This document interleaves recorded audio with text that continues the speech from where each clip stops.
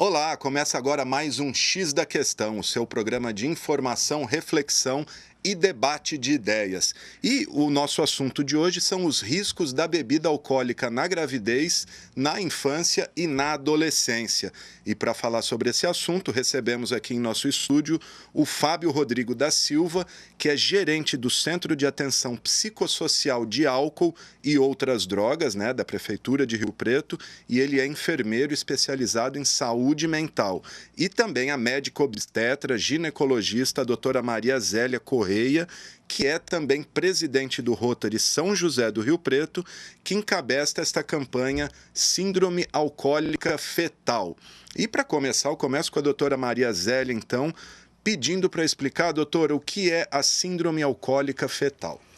A palavra síndrome vem do grego e diz que é uma reunião, ou seja, é um conjunto de sintomas complexo e variado que indica, que caracteriza uma determinada patologia ou doença. E na questão da ingestão de álcool durante a gravidez, que a gente chama de síndrome alcoólica fetal, tem uma gama muito grande de sintomas de graves a mais menos severos, a mais simples e que trazem prejuízo para o desenvolvimento dessa criança e algumas malformações na síndrome completa, que a gente chama. E ela é muito incidente? Qual a incidência dessa síndrome? No mundo, nós temos entre 1 a 3 casos para cada 1.000 nascidos vivos. Pode ser até um pouco mais alta, mas há uma dificuldade, às vezes, de caracterizar. Só com o desenvolvimento da criança que a gente vai determinar as características da síndrome. E no Brasil, calcula-se que sejam 30.000 nascidos com a síndrome por ano. 30.000 casos novos por ano. É uma incidência relativamente alta, bem mais alta que a maioria das síndromes.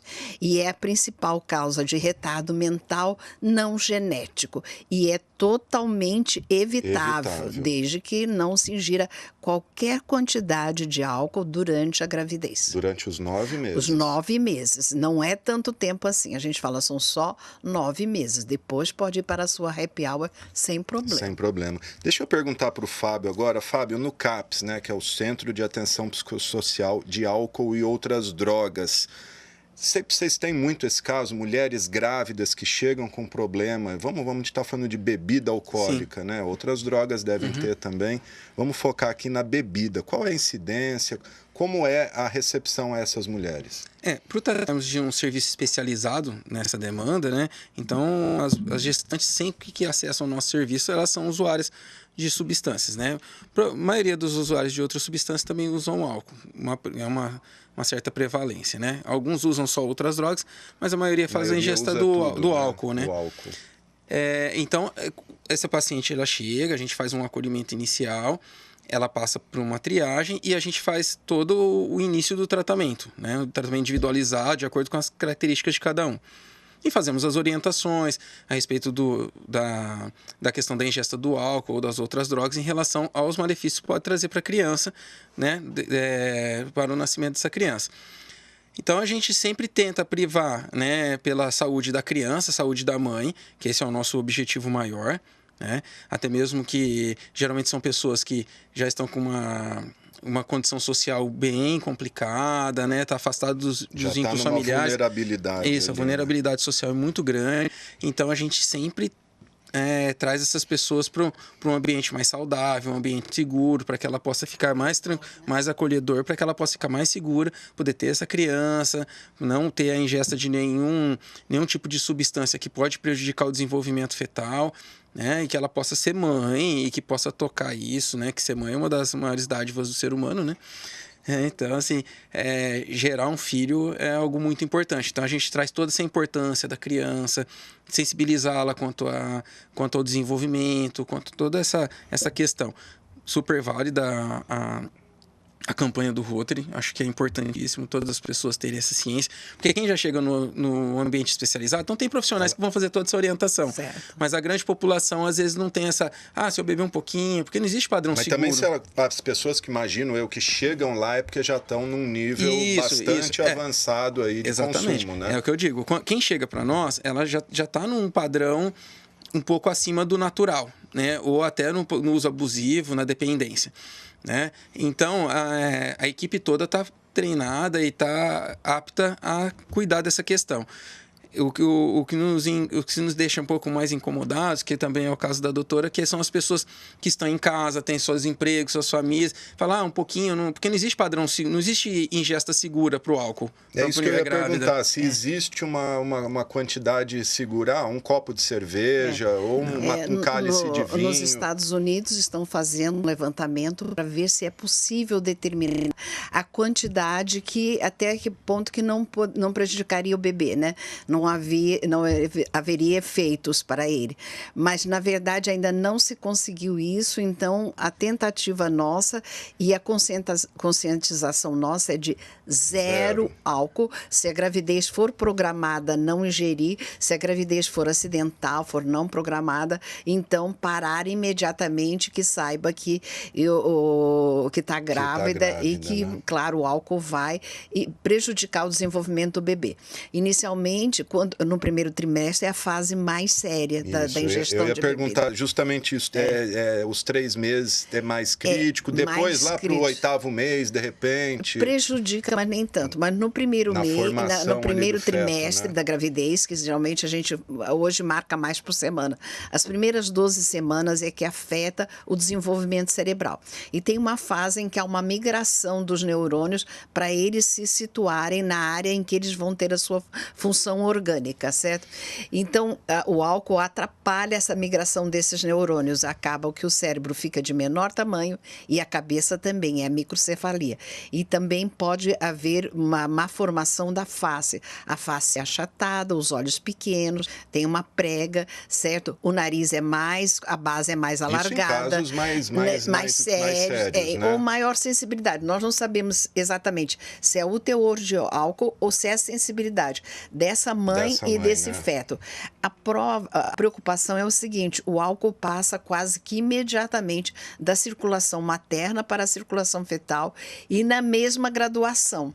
Então, a pessoa bebe um copo de cerveja. Não metaboliza nada. Não há metabolização. E, pelo contrário, a mãe ainda tem condições de metabolizar, mas o bebê, como as enzimas ainda não estão bem amadurecidas, para eles a lesão é maior. É maior porque eles não conseguem detoxicar, ou seja, metabolizar esse álcool. E também é maior porque o peso dele é bem menor em relação à mama. Proporcionalmente, ele tomou um barril de chope, vamos dizer assim. Exatamente, é sobre isso. Então, a preocupação é não só em relação, porque o álcool vai circular na mesma dosagem na mãe e no feto, como a mãe ainda pode, ao longo das horas e tal, metabolizar. E o bebê tem dificuldade. E é tão incrível que o álcool também vai para o líquido amniótico. Então, o bebê está como se fosse num pequeno pote de líquido, né?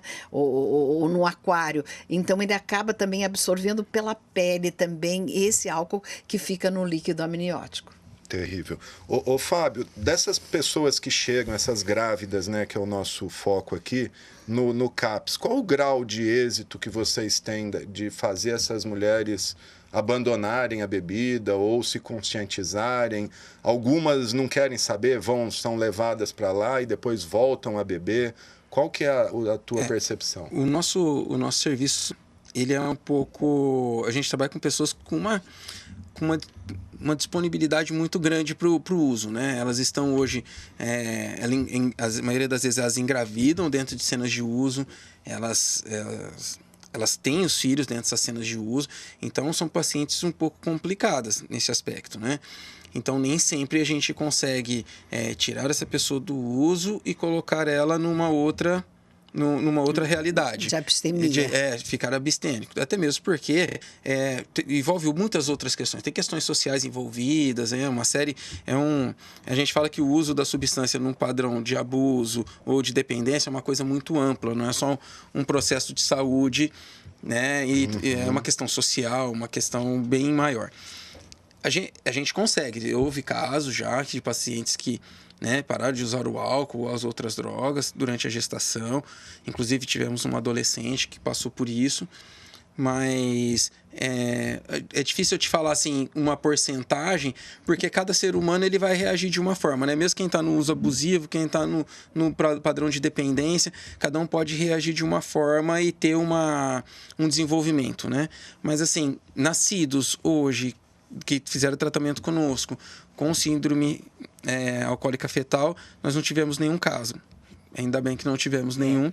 É porque também, sabe, Fábio, é muito difícil o diagnóstico. Sim. Porque é um espectro muito grande de manifestações, que vai do grau mais severo para o mais simples, para o atenuado, sutil. Sim. Então, só quando a criança ingressa na escola, quando ele começa a apresentar dificuldade de leitura e interpretação, quando ele não consegue fazer os exercícios de matemática mais simples, porque ele não consegue abstrair, certo? E também tem dificuldade de concentração, aí que vão aparecer as manifestações das formas menos graves.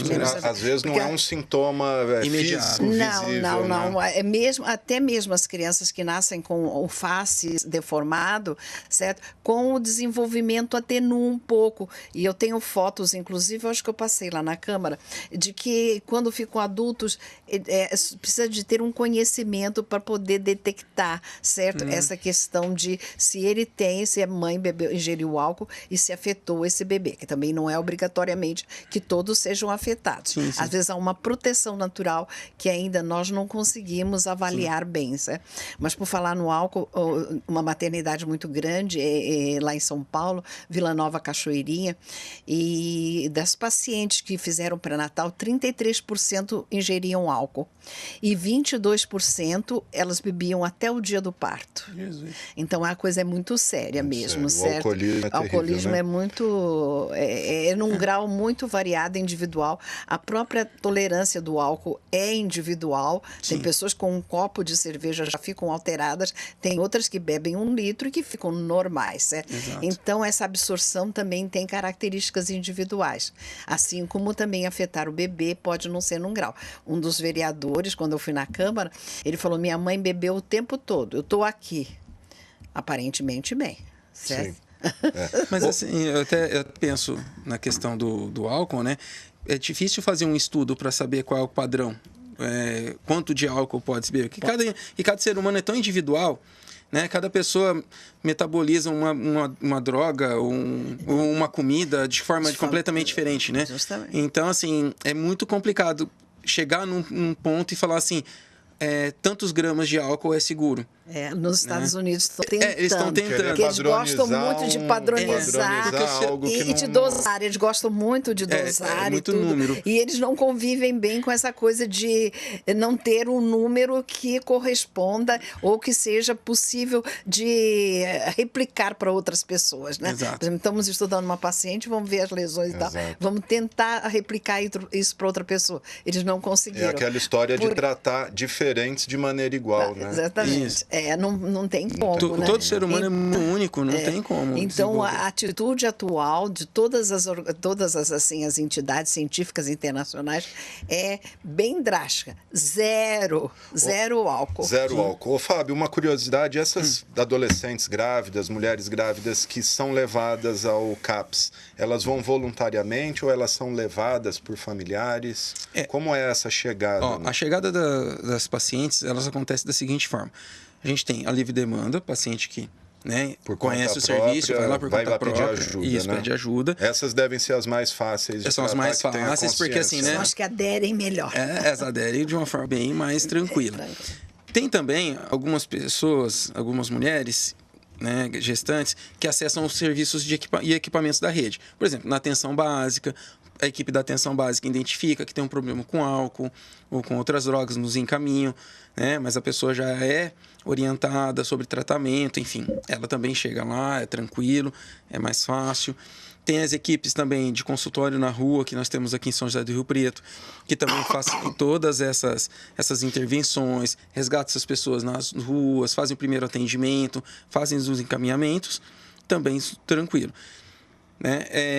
A maioria dos casos que nós tivemos foram assim, encaminhados pela atenção básica e pelo consultório na rua. Demanda espontânea, nós tivemos dois casos no ano passado, né, estão bem, tiveram seus filhos, estão tranquilas, né, estão em tratamento ainda com a gente, né, para poder manter, mas estão indo tranquilamente.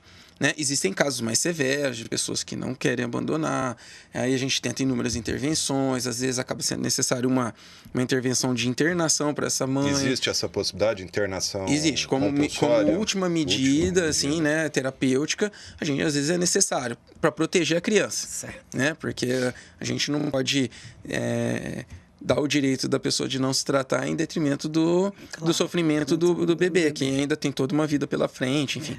Então, isso acontece sim. Em princípio é prioritário, né? Exatamente. É duro, mas é prioritário. A gente fica um pouco assim... todas as outras medidas, né, até um padrão nosso, né, vamos tentar todas as medidas ambulatoriais possíveis, né, e voluntárias, mas se a gente vê que coloca a criança em risco, a gente tem que tomar uma medida mais drástica em prol da saúde da criança. Uma pergunta aqui para os dois, que faz parte até acho que da cultura popular, cerveja preta na gestação, que antigamente se dizia que é para ajudar a fazer leite, que é para vitamina, vamos dizer assim. Isso é mito total? Isso é mito. Isso ficou no ideário popular, não é mesmo? Mas não tem nada. Inclusive também... Não tem nenhuma comprovação científica, né? Nada, nenhum estudo, não tem vantagem alguma. Temos alguns medicamentos que estimulam agora a ejeção do leite. Nem no pós-parto. Aliás, o ideal, embora o enfoque seja a gravidez, mas é que durante também o período de lactação, né? Ou amamentação, também que não se beba. Não é verdadeiro isso. Não procede de maneira nenhuma. Existem muitos mitos com questão ao álcool, né? Conhaque com limão para gripe, né? Então, assim... A caipirinha com limão. Mas... a tosse, né? Nada disso Não tem comprovação nenhuma, né? Vamos falar um pouquinho de criança e adolescente. Qual o risco de uma criança ou um adolescente começar a beber muito cedo? Qual o risco pro desenvolvimento dele? Quando a gente pensa na criança e no adolescente... são seres ainda em amadurecimento, em evolução, feto, formação, né? Lógico, o feto é uma questão bem mais sensível, mas o adolescente também, né? Questões de comportamento, questões relacionadas à própria estrutura orgânica, né? Então, o uso do álcool ele traz problema até para o adulto, né? O adulto que usa álcool por muito tempo, ele vai ter uma demência alcoólica, ele vai ter uma cirrose hepática. Então, assim, o álcool traz problema para o adulto que a gente pode interpretar até que ele já é uma pessoa já, né, formada organicamente falando, né? Mas se a gente for parar para pensar, os nossos neurônios, eles estão sempre, né? Os neurônios que você mata hoje, eles não revivem amanhã. Você perdeu. Não criam, né? Não se cria. E por enquanto ainda temos essa tese. Apesar de que já tem estudos de que há possibilidade de regenerar neurônio. Mas ainda não. Os estudos ainda não dão uma confirmação confiável. Ainda temos que manter a questão de que neurônio não se recupera. Exatamente. Então, assim, a questão das crianças e dos adolescentes é justamente isso. A questão que são pessoas em formação, estão formando ainda... Estão se desenvolvendo, né? Física. Eu acho que a parte acho que a parte emocional é a mais afetada. É a mais afetada, porque não há um controle, né? Primeiro do vício, não é mesmo? Que a tendência é sempre aumentar. E o álcool pode ser a entrada para outras substâncias mais perigosas até, né? Sim. Certo? Então, eu acho que o dano maior é o dano psicológico. Claro que o rendimento escolar vai diminuir, vai aumentar a agressividade, certo? A socialização vai ficar comprometida, na família também vamos ter problemas. E é difícil, porque no início é prazeroso, né? E a pessoa como a droga, né? A gente diz que droga é ruim. Droga é bom. É bom, se fosse ruim ninguém usava. Exatamente. Né? Agora, as consequências da droga que são lastimáveis. Né? Agora, o uso, principalmente inicial, é muito prazeroso, muito bom. Tem uma idade correta para se começar a beber? Legalmente, juridicamente, são os 18 anos, mas para a ciência, para para a pessoa, para a saúde? Tem uma idade ou nenhuma idade é boa beber? Acho que nenhuma idade. Eu também considero que nenhuma idade Nenhuma idade, Pode ser o vinho, uma tacinha de vinho e tal, que possa até relaxar e tal, no adulto, claro, mas não estou muito convencida disso também, não. A senhora, pelo jeito, também não bebe nada, né? Não, Zero álcool. Muito poucos. Só um social, um brinde, assim, uma coisa mais para compor, certo? Não como uso habitual, não tenho hábito, não. Fábio, pela sua experiência, como os pais podem detectar se uma criança ou um adolescente está bebendo demais, está começando a ter problema com o álcool, o próprio comportamento dela? Como que que dica que você daria para os pais? As dicas estão relacionadas geralmente a comportamento, como a doutora falou, né? Aumento da agressividade, diminuição do rendimento escolar, que pode ser tanto para uso de drogas, como também outros problemas comportamentais e psicológicos, psiquiátricos também, né? Mas são sinais de alerta. Então, assim, é desenvolvimento escolar, aumento do nível de agressividade, talvez alguma coisa relacionada ao comportamento diante de certas situações que antes eram mais tranquilas e hoje se parecem um pouco mais avantajadas, assim, né? Sempre tem um fervor maior nessas questões, seria mais relacionada a isso. Porque, agora, as outras questões são, né? Sentir o cheiro de álcool, né? Mas aí seriam os clássicos, né? Que claro. A gente... Eu acho que ainda a ausência materna ainda é a principal causa, porque as mães estão ficando muito fora de casa, estão tendo menos contato com os filhos, elas conhecem menos as reações dos filhos, então, às vezes, a criança ou o adolescente consegue mascarar para os pais, mas as atitudes mudam. É bem a coisa, se houver uma presença materna e paterna também, claro, mas a mãe tem mais o convívio, por isso que a gente fala em primeiro lugar da materna, mas os pais são muito importantes, a autoridade, a palavra final é do pai, né? Então, acho que é muito importante, mas hoje as famílias não estão tão bem estruturadas, né?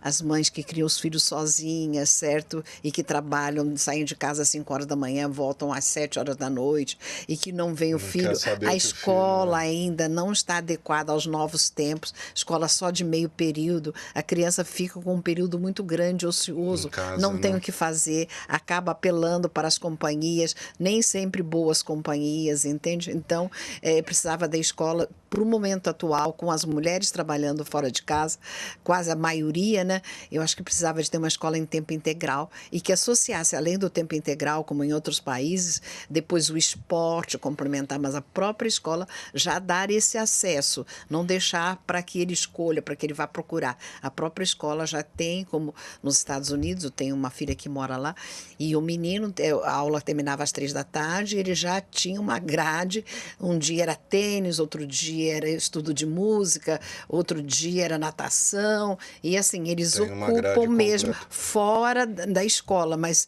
em coisa paralela à escola, certo? E o caminho é até inverso, né? Porque se a pessoa é muito boa num determinado esporte, ela já ganha vaga nas universidades. Já ganham bolsa, inclusive, sem pagar, que a universidade lá é cara. Mas é interessante que nos Estados Unidos eles estão valorizando tanto o esporte, que é muito bom para a saúde, né? E geralmente o esportista não tem vício, né? Porque ele tem que ter uma vida muito regrada, alimentação correta, certo? Mas eles estão esquecendo da parte intelectual. Então eles estão com carência de cérebros.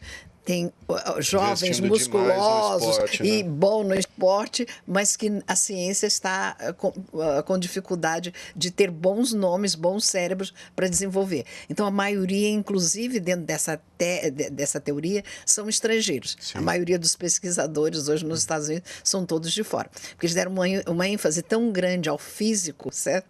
Que esqueceram um pouquinho da atividade intelectual.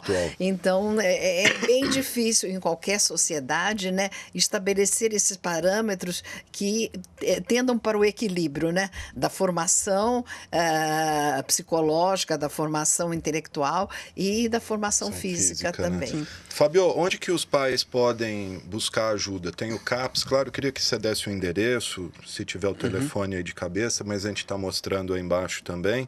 E aonde mais essas pessoas podem procurar ajuda? Se tiver um adolescente que o pai perceba que está ali com problema com álcool, com droga também, enfim, tudo é droga, né? Tudo. O álcool é uma droga. Umas lícitas, outros ilícitas. Geralmente é uma consequência, né? Porque uma vai até um tempo que é prazerosa, depois ela costuma ser já normal, então se tenta outra coisa que traga o mesmo nível de prazer, né? Porque o cérebro acaba se acomodando, o cérebro acaba como que se anestesiando, já não faz mais aquele efeito, então precisa é progressivo. De algo novo e em maior quantidade, né? E outro tipo de droga para estimular a dopamina, a serotonina, etc., esses neurotransmissores. Então fala pra gente, Fábio, onde buscar ajuda? Nós temos o CAPS, né? Tem o CAPS de Engenheiro Schmidt, que hoje ele está em Engenheiro Schmidt, perto do asilo de Schmidt. O endereço Rua Voluntários da Pátria, número 5. O telefone é 3808-1596. Tá? O atendimento é de segunda a sexta, atendimentos iniciais, de segunda a sexta, das 7 da manhã às 7 da noite, tá? Qualquer horário, é livre demanda, não demanda agendamento. Lá, não precisa agendar. Tá? Pode buscar também na atenção básica, qualquer postinho de saúde hoje de Rio Preto está apto a acolher essa demanda, fazer contato com a gente, fazer esse encaminhamento. Tá? Existe também as UPAs, também, que se tiver alguma demanda dessa natureza, isso também tem o CAPS é só um? CAPS Álcool e Drogas são 2. Tem um na Vila Clementina, né? Que fica... Vila Clementina é perto do Jaguaré ali, Sim. né? Tem também o CAPS da D2. O telefone lá é 3224-0728, tá? E esses lugares são, assim, que podem buscar esse atendimento em saúde. Até mesmo puxando um pouco do que a doutora falou, a questão do jovem hoje estar usando as substâncias é para fazer parte de alguns grupos. Né? Porque ele precisa fazer parte de alguns grupos, então ele acaba usando a substância que aquele grupo usa, porque ele acha aquele grupo bacana, aceito, né? Aceito nesse grupo. Então, na verdade, o que a gente tem que prestar atenção é como são esses grupos, o que esses grupos fazem. Quando ele vai para o esporte, ele quer fazer parte daquele grupo, então ele quer ser bom no esporte. Quando ele está num grupo que não pratica nenhum tipo de esporte, mas usa um tipo de substância, ele vai usar a substância. Então, a gente só prestar atenção nesses grupos, a gente consegue direcionar bem esses adolescentes. Gente, infelizmente o tempo é curto, tem muito assunto, tinha muito aqui, mas rapidinho, eu vou pôr algumas situações, quero que vocês comentem rapidinho. Por que no Brasil é tão fácil criança e adolescente ter acesso a álcool? No Brasil, a gente acha que é o clima tropical, nós somos muito lenientes com tudo. E eu acho que, embora seja proibido, mas acaba o amigo, um outro mais velho vai buscar e tal, a droga vai comprar a bebida, ou a bebida, no caso, né? E acaba o de menor idade tomando. Eu acho que essa falta de ocupação da juventude acaba gerando isso daí. E o caráter que o Fábio falou, que é muito interessante, do jovem. O jovem tem que pertencer a algum grupo, ele se sente bem, se sente fortalecido. Até porque a família está mais desagregada, não está tão impactada, então nos amigos ele busca aquele complemento daquela insegurança afetiva, etc., e de socialização. Então o grupo usando, quem entra no grupo para ter acesso, para ser aceito, ele tem também que usar. Os próprios pais e a sociedade em geral são muito permissivos em relação ao álcool, deixa beber em casa com os amigos, num churrasco, tá bebendo ali. Eu vejo que sim. Eu concordo também. A família está mais assim permissiva mesmo. Tudo pode. Hoje se está em casa pode, né? Exatamente. Tem pai, inclusive já vi pai que falou o seguinte: olha, não beba fora de casa, mas aqui em casa beba aqui comigo, vamos beber. Aqui, né? Tá certo, quer dizer, gente. Muito obrigado, doutora Maria Zélia Correia, médico obstetra, presidente do Rotary, veio aqui divulgar essa campanha Síndrome Alcoólica Fetal, aí desenvolvida pelo Rotary em outras cidades. Já é lei, já é campanha. Exato. Vamos ver se aqui em Rio Preto se a gente emplaca também. Isso. E também agradecer ao Fábio Rodrigo da Silva, gerente do CAPS AD, né, que é o Centro de Atenção Psicossocial de Álcool e Outras Drogas Sul, que é também enfermeiro especializado em saúde mental. Muito obrigado. Obrigado a você que nos acompanhou em mais esse X da Questão. Um grande abraço e até a próxima.